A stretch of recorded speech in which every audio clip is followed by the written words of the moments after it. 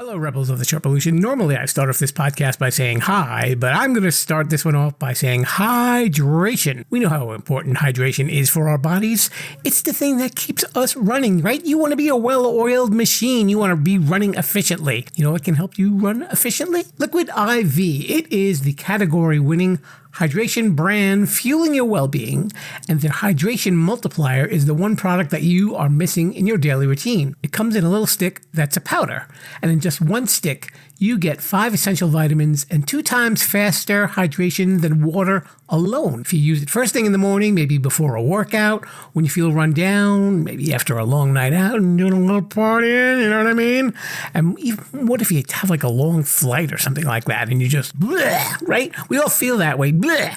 So add this to your water, and that convenient packaging can go with you anywhere you go, even if you're going to the gym or you're traveling or you're at work and maybe you didn't have a great breakfast. At least it's something that will fuel you up in the morning. And there's a whole bunch of flavors that are available, like sea berry, strawberry lemonade, Concord grape, lemon lime, pina colada, tropical punch, watermelon, strawberry, passion fruit, guava, acai berry. Did I say that right? I never know how to say that. But those are just some of the flavors. Here's some statistics for you folks. 1 stick of liquid IV in 16 ounces of water contains 5 essential vitamins: B3, B5, B6, B12, and even vitamin C. And we all know how important those B vitamins are. It's got 3 times the electrolytes of traditional sports drinks. It's made with premium ingredients. It's non-GMO, and it is free from gluten, dairy, and soy. I'm going to offer you a great deal, Rebels. If you go to liquidiv.com and use offer code Sherpa, you can get 20% off of anything that you order on that site when you're shopping for some better hydration. So that's Liquid IV. Check it out at liquidiv.com. Podcast that you're listening to is being presented to you in cooperation with the SJ Network. If you're a person who'd like to appear on a podcast, contact Stephen Joyner at s-j-network.com. Let's get on with the show. Today's guest on Too Many Podcasts is Jim Fanara, the host of The Courageous Entrepreneur. Jim has an extensive background in marketing and advertising.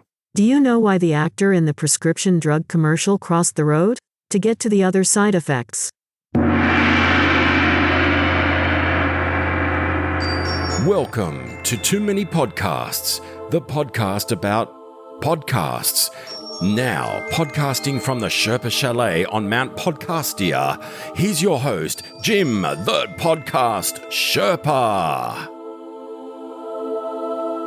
Hello there, Rebels of the Sherpa Revolution. Welcome to Too Many Podcasts. It is the podcast about podcasts, and it is I, Jim, the Podcast Sherpa, and my mission for every single episode is to take you through the heights and valleys of Mount Podcastia, and we're going to check out every single podcast that's out there. Every single one of them. We're not going to leave one single podcast unturned. How do you unturn a podcast? I don't know. But anyway, we are here, and for this week, I have to offer a special shout out to a couple of very important ladies. One, the lovely Sherpa bride, because I'll tell you why. Okay, pay attention. It's coming. Her physical therapist, the lovely and talented Carly, was talking with her, and she said, my boyfriend started up a podcast. And she said, oh, really? And she says, my husband has one. So they played matchmaker, and we got to do an interview together. And this is our guest today. Who's our guest today, Sherpa? His name is Jim Fanara. He is the host of The Courageous Entrepreneur. And I don't really talk about a lot of business podcasts on here, but I like Jim's show. It's on YouTube and Spotify exclusively. And he's a really good interviewer. And we will talk a little bit about that later. And I had a really enjoyable time getting to know him. It's a short interview, but what he says is really important. And he really gets that message across in a very brief period of time. And he's an interesting guy. The show is definitely worth checking out if you are an entrepreneur or you're curious about how entrepreneurs got where they are today. And that's what his podcast is all about. So we spent a little time chatting, and you will get to hear that right now. And following that, we will have some Sherpa samples for you. So without any further ado, let's check out my interview with Jim Fanara of The Courageous Entrepreneur. Hello there, Rebels. We are here in the entrepreneurial room of the Sherpa Chalet. My guest today is Mr. Jim Fanara. He's a newcomer to the podcast biz, as they say. He's got a new show that you should be checking out. It is called The Courageous Entrepreneur, where he gets to talk to all sorts of people who are naturally entrepreneurs. And Jim is right here.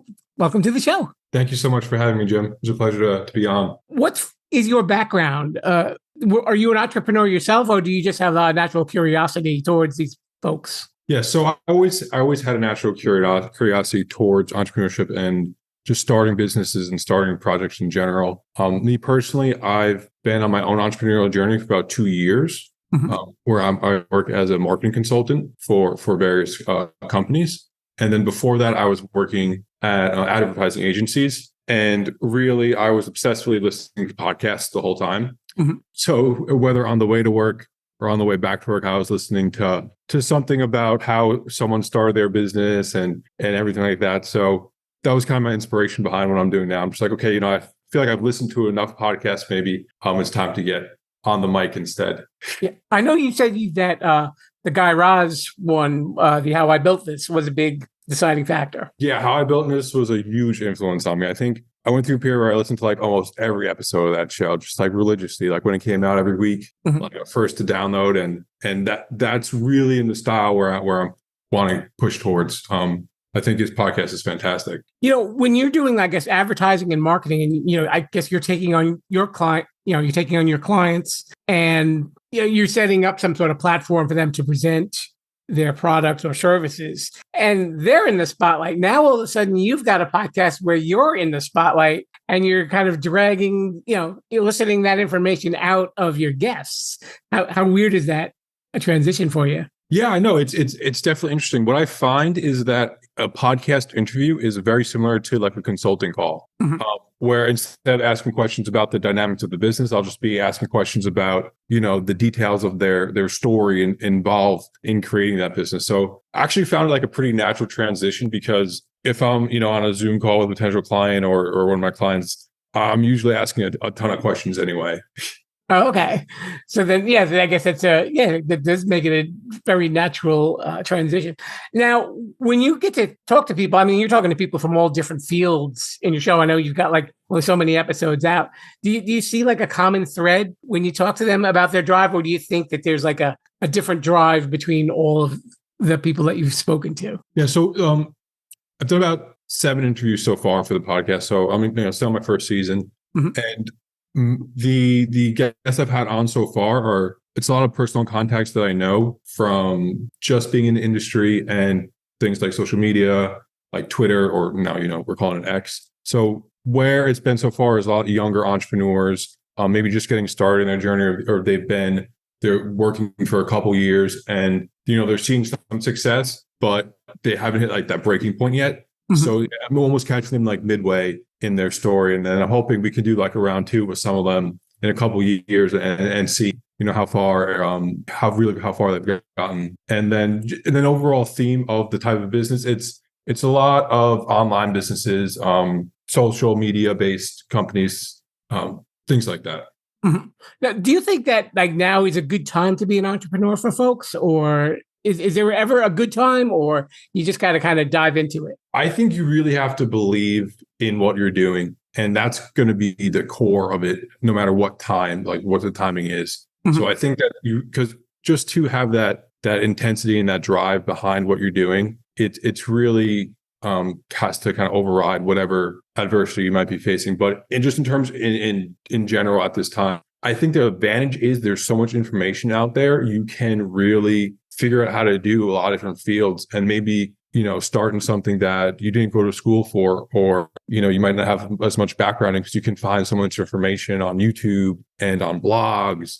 And so I think you have an advantage there. There's less of a hurdle to start a business, right? I can open a Shopify store tomorrow or by in a week, I could be having sales potentially, right? So the speed is there, but at the same time, because of those 2 factors, there's also a lot more competition. So I think it balances out that way, and it's easier to start a business, and there's more information than ever to get started, but there's also a lot of people to compete with that are, trying to start their own entrepreneurial ventures. Yeah, I think, you definitely need that right frame of mind. And it was funny when we were texting back and forth, you had actually made a comment that being an entrepreneur is definitely a state of mind more than a title. Yeah, exactly. That's why I like to look at it as well. Really I view like any creative act, like something where you're bringing some creativity forth into the world. I view that as an entrepreneurial venture. So it could be someone, creating music, or like recording, like a recording artist, or, some type of art project. Like I like to broaden the scope a little bit to beyond just pure business, because I also find a lot of interest in those stories as well. But what do you think were some of the hardest challenges for you when you were starting out? Yeah. So when I started out, I think really the main challenge for me was I was really going from like ground zero. So I had worked at a couple advertising agencies and one for a decent period of time. But when I decided to leave, I didn't leave with any clients or existing contacts that I was bringing into my new business. It was really just like from ground zero. So I kind of had to put a lot of effort in at first to do outreach, to get on sales calls with business owners, and really put in a lot of groundwork there before I really reached a point where I was like, oh, like this might work. Right. So I think that was really the biggest hurdle for me. Sure, because you're putting out your sign, and even though you had experience, you were still kind of unknown to the general public. Yeah, exactly. It's like, for better or for worse, I didn't like plan on it as much, right? Like I knew I would want to do it at some point, but eventually I was like, you know what, now's the time I want to do it. But I didn't go into it with like, oh, I'm gonna make sure I have these roots in place before I start my business. I kind of just jumped. Okay. And then you're just talking to people who, really don't even know you, and you're trying to sell them on your services, and you really have to prove yourself to them that you would be able to follow through on what you're saying and that you can help them. What advice would you give to people who want to make the same dive that you did? Well, the first advice I would give is I'd say plan for like 6 months ahead. So if you want to start a business, and I would say give yourself a bit of runway before you're really relying on that income from the business to carry you through. But things aren't perfect. So if that situation doesn't occur, my best advice would be just to like at first work almost twice as hard as you think you should, because sometimes volume is the answer. Especially when you're getting started, because you need to make those mistakes. And the more you procrastinate or don't put yourself out there, the longer it's going to take to get over those like initial learning curve. With the show, I mean, like we said, you've only done like about 7 or 8 episodes so far. Do you have any dream guests for your show? There's a long list, but I think the first one that comes to mind is Tim Ferriss. Sure. Just because he was probably the first podcast I really listened to. And it's really what got me started in both listening to a podcast, wanting to make my own podcast, but then also business in general, because he was very inspirational to me. So I think I'd put Tim as number one on the list. I checked out his podcast, one of his episodes, because I do, the Sherpa Samples and stuff like that. And his story is very interesting too. How he just became a well-known author, and he did was it the 4-hour work week? That's what he's that's the 4-hour work week. That was like his real claim to fame, or what really propelled him to the public eye. I think it's a little ironic now because I know he doesn't like the title as much, and that's really what he's known for. But yeah, he's an interesting guy. Got a really cool story. When you cite like somebody's interview style, it's very relaxed. It's, it doesn't sound like you're listening to an interview with him, and that's always like the goal of anybody that has a podcast, that you're having a conversation and it doesn't come across like an interrogation. Yeah, he has his way of really having the conversation very natural with the guest, like you said. Yeah. It's not scripted questions. He usually likes to touch on topics that maybe other podcast interviews haven't gotten at the guests. So it's always a good listen. They're long too, so it's if you're looking for like something to kill a couple hours. He's your guy. Yeah, exactly. Is there anybody else that's on that list that falls under? So from podcasting, it would definitely be Tim Ferriss. And then one of my dream guests would be if you've ever gone to a concert and you see like there's these new kind of like canned water It's called Liquid Death. Okay. And so the founder of that company, I find incredibly inspirational. His name's Mike Cesario, because his goal with the company was to make something that's kind of boring, like water, and really market it in a way so it's more approachable to people. So what he was aiming to do was take the same type of marketing that you might see for like Coca-Cola or Doritos, where it's very clever and catchy, but bring that towards something that's like healthy for us, right? Mm-hmm. That's the type of companies that I want to work for as a consultant. So like his whole story really inspires me. And so I would love to have him on one day, you know? And that's got to be a real challenge too, when you think about it, like something that's very commonplace that, you know, you don't have to explain to people, but you want to market it so that yours sounds, you know, ahead of the pack, as it were. Yeah, exactly. I mean, I think it's really important for some companies that are doing good in the world, but you might not know at first. And so you have to communicate that story. And that's where the marketing really comes into play. And the reason why Mike's story inspires me so much is because, similar to me, he worked at advertising agencies for, I want to say, like, you know, 8 or 10 years. And he felt that like he just wasn't satisfied with how they did things and like the products he was working with. And then he was like, you know what, I'm going to start my own company and use the marketing skills I learned from this experience with the agencies to build it. And it really just like took off. Mm-hmm. So, you know, it's kind of like I see a lot of myself in that story, which is why I would love to have him on. Sure. Yeah, that makes sense. You know, and I was just about to ask you, you know, especially even when you're doing podcasting, marketing is such a big part of it too. So I was wondering, when you worked for the ad agencies, were there any big hard and fast rules that you always had to kind of keep in mind when you were working with your clients? Yeah. So my background is really advertising. Mm-hmm. So when I was working at agencies, I didn't have any podcasting clients. No, but I mean, for anybody, for any client, really, though. Yeah, I think like really the hard and fast rules, especially with like digital marketing, is you have to keep in mind the attention span of the audience, right? And that can apply to like whatever type of product you're marketing, whether it's a podcast or a service. You have to grab their attention fast.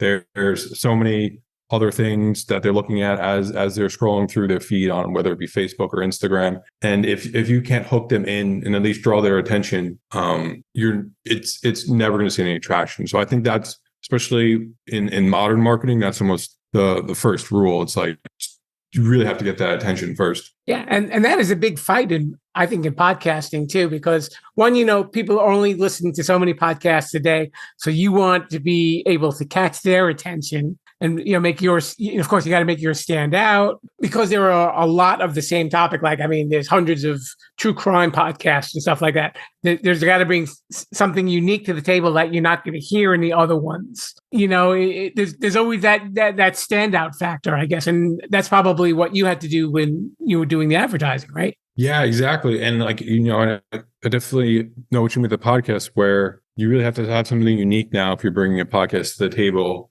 Mm-hmm. Whereas before, maybe even like 10 years ago, right, you could just get on a call with anyone and start talking about things, and that might take off, right? Like even like obviously like Joe Rogan was famous beforehand, but he wasn't like an A-list celebrity, right? But right. His podcast just took off because he was there early. But now it has to have some type of unique spin to really, like you said, like draw their attention in. And I think that's why it's good to have podcasts about podcasts, right? So we can filter through all the different ones and let people know which ones to listen to. I love talking about Rogan because I find him very interesting too. I think what was really a big part of his success too was that he got a pretty early view of who his target audience was. So he knew how to market to them, and he knew what ads to put on so he would get, you know, people to listen and, you know, and buy these products, and he would make a little money. And, you know, he was like crazy like a fox to do that. I mean, say what you want about his show, whether you like it or you don't like it, but he knows who his fans are and what they want to hear. So the guy knows how to deliver. Yeah, he really does. If you're looking to like, you know, see the playbook for marketing and getting your ideal customer engaged, Joe Rogan is almost like the number one example, especially in recent years. Make sure that his picture is in the book, right? Yeah. You know, because you are such a podcast fan, I was wondering what other podcasts do you like to listen to? Yeah, so we mentioned Tim Ferriss, the Tim Ferriss Show, which I think is fantastic. And then How I Built This, which is kind of my inspiration. And then I would like to throw a shout out to my friend's podcast. It's called the Danny Miranda podcast. Okay. He's an absolutely amazing interviewer, and the quality of interview that he gets from the guests is fantastic. So I always listen to his episodes when he puts them out. And he's actually one of the guests on mine too. I just had him on last week. We have a portion of the show, we call it shameless self-promotion. And you know a little something about that. So if you could let everybody know, where they can see you, hear you, follow you, or whatever else if you want them to pray to you, you can do that too. Yeah. Shameless self-promotion. I guess anyone that's interested in listening to the podcast is The Courageous Entrepreneur. And right now I'm publishing that on Spotify, YouTube, and Apple Podcasts. Then I'm pretty active on social media in creating content. And so the main channels I use are Instagram and Twitter, or X. And so for both those channels, it's Jim _ Fanara. And I post there a couple times a week, just mainly marketing advice and things I'm seeing going on in the field or experimenting with. His name is Jim Fanara. The Courageous Entrepreneur is the name of his show. Jim, thanks a lot for coming on the show. Thank you so much, Jim. It was a pleasure. Now it's time for Sherpa Samples. If you've got a podcast you'd like us to sample, contact us and we'll mention your name on the show. Now it's time for Sherpa Samples, and this is where I get to look at the podcast charts and tell you a little bit about some of those shows that are on said charts. Yeah, I said it. That's right. We will kick it off with talking about a few news podcasts that I was listening to. The first is On the Media, and it is a presentation by WNYC, who I believe also presents Stereolab, which is a really cool podcast. This was a news podcast about suing big oil companies in order to save the planet. And the lawsuits continue in the other news podcast that I listen to, which is called Today Explained. And this episode had to do with suing Amazon for their antitrust policies. And the third one, everything's in threes. I don't know why in this little edition, is the Matt Walsh Show. Matt Walsh is part of the network known as The Daily Wire, which is owned by Ben Shapiro. And for those of you who know who Ben Shapiro is, it is a far-right conservative news network. I guess also Candace Owens is on there that we've sampled. Well, what can I say? If you've got the political views that Matt Walsh does, then maybe you will enjoy it. There were a few comments on there that I really didn't agree with. I thought were a little bit out of line, particularly some of the comments that he made about the host of the podcast that I'm going to mention to you next. And it's called Getting Curious with Jonathan Van Ness. And the episode that he did was about pockets. Why do we have pockets? And he actually interviewed a pocket expert. You didn't think that there was one, would you? But voila, they had a fascinating conversation about pockets. He also does other podcasts called Pretty Curious and Curious Now. And those episodes vary depending on the subject matter of the podcast. I guess Getting Curious is just kind of a general curiosity show. On the True Story podcast list, we got to check out Magnificent Jerk, which is hosted by Maya Lynn Sugarman, who found out that her uncle wrote a screenplay that later starred Rob Lowe as a drug addict and Burt Reynolds. I don't really remember this movie, but it turns out that this was loosely based on her uncle's life and the dark past that he had covered up, I guess. And also we checked out Murder in Apartment 12, had to do with the murder of a young woman named Nona Dirksmeyer, who was a beauty queen. And this is hosted by Dateline, NBC News. So, they always do really good stuff when it comes to the true crime episodes. I listened to a couple of episodes that had 3 hosts. 3, count them 3. The first was Hey Riddle Riddle, and it had 3 guys whom I guess were improv comics. And the whole show is based on riddles and mysteries, and they have guests on the show, and they ask all sorts of questions like which came first, the chicken or the egg, stuff like that. I don't know. I'm guessing the omelet came first. Also, Freedom, which is hosted by Laura Lapkus, Scott Aukerman, and the very funny Paul F. Tompkins. Actually, all three of them are very funny. Actually, that's what they do on the show. They make each other laugh, and they have all sorts of different conversations about a lot of different topics. Very funny stuff. And the third of the three is The Rest is Football. We'll just call it soccer, will you? And it's three former soccer players discussing their careers and all of their interesting stories, along with the current state of soccer. It kind of reminded me of Flying High with the Kelsey brothers.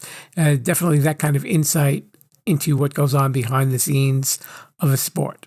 And lastly, there was Say More with Dr. Sheila.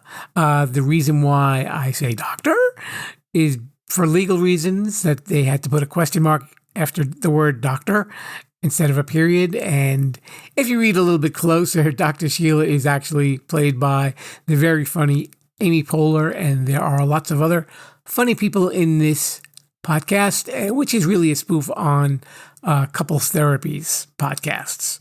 It definitely made me laugh a lot. Anything with Amy Poehler makes me laugh.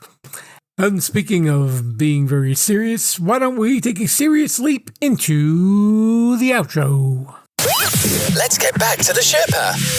Sorry about that. A very special thanks to Jim Fanara of The Courageous Entrepreneur. Make sure you're checking out his podcast on YouTube or Spotify or wherever else that podcast may show up. Okay, and how do I know he's a good interviewer? Because he interviewed me on his show as well. So I will be on there very soon. But when you see it, you'll understand why my podcast on YouTube, the Sherpalution channel, is not video. I think it will answer many, many questions that you may have had inside your head. But if you follow me on social media, Instagram, Facebook, Twitter, TikTok, usually, I will give you the details of when I will be appearing on the show, and I will provide you the YouTube link on my socials so you can check it out. And please do. It's a really good conversation. It was a lot of fun. I stayed relatively serious. I think. I don't know what relatively serious is anymore. But I think that will do it for me, folks. Next week, we will be interviewing a lady named Jamie Beebe, and she is the co-host of a podcast called Strictly Stalking. And Jamie's got an interesting story, too. As an entrepreneur, she owns a bikini company. Really? And she is also a Hollywood casting director. See, now, if there's a movie that's looking for a guy who looks like he got beat up by a family of badgers, I will be her first call. I'm looking forward to that. So, Lord and Mr. Bruce, I think we can head on out of here, and we will see you next time. And until then, Rebels, I say, Viva la Sherpalution. Thanks for listening to Too Many Podcasts. Please disperse. You can go home now. I said you can go home now. Viva la Sherpalution. Viva la Sherpalution. Oh. Yo, come back now, you hear? You know, Rebels, if you've been checking out some of my promotional ads on social media, you'll be aware that I have been using a lot of AI programs to help me create ads. But you know what? There's a lot more uses for AI than just funny little videos. And I'd like to introduce one of our new sponsors, Podium. It is a leader in creating AI tools for podcasters. Now, let's say you've got a podcast, or maybe you're even thinking of doing a podcast. You're probably wondering, well, how can AI be integrated with your workflow? I'll tell you about Podium. As a podcaster, you know that writing show notes and creating chapters and transcribing episodes takes a lot of time, and it can cost you a lot of money too. But you know what? That's where Podium comes in. It's an AI tool designed specifically for creators and podcasters with the goal of making post-production tasks quick and easy. And in just a few minutes, Podium generates show notes, chapters, summaries, clips for social media, a full transcript, suggested episode titles, social media posts, and more. Whew, that's a lot of work for one little program. Your show notes are key to your podcast's success because it helps new listeners find your podcast and they'll know if it's a fit for them. You know, kind of like Too Many Podcasts. It also improves your SEO. That's your search engine optimization. Ooh, big phrase there. And overall accessibility. And with Podium, you can focus on creating a great podcast and let Podium's AI do the heavy lifting. But Podium isn't just for solo creators and podcasters. It's a game changer for editors, producers, marketers, agencies, and production studios. Teams that use Podiums are able to increase workloads, decrease turnaround times, and improve their quality. How does it work? Very easy. First, go to Podium's website and you'll see that link that's right there in the show notes. You get 3 hours free just to try it. Pretty cool, huh? And using that link also supports this show as well. And you know what else happens? Because I'm a good guy. You use my link, you will get 50% off for your first month. So visit the site, upload an MP3 file, and download your files. And that's it. And if you need anything else, you can use Podium GPT to generate articles and any marketing copy you might need in seconds. Instant show notes, transcripts, chapters for your podcast or channel. This will level up that podcast. So check out Podium today.